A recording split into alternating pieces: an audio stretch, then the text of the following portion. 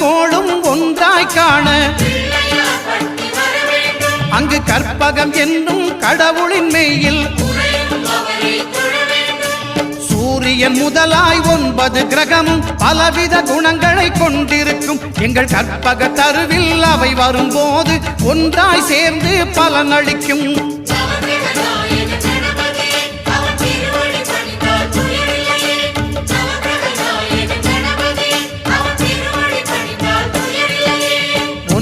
கோளும் ஒன்றாய் காண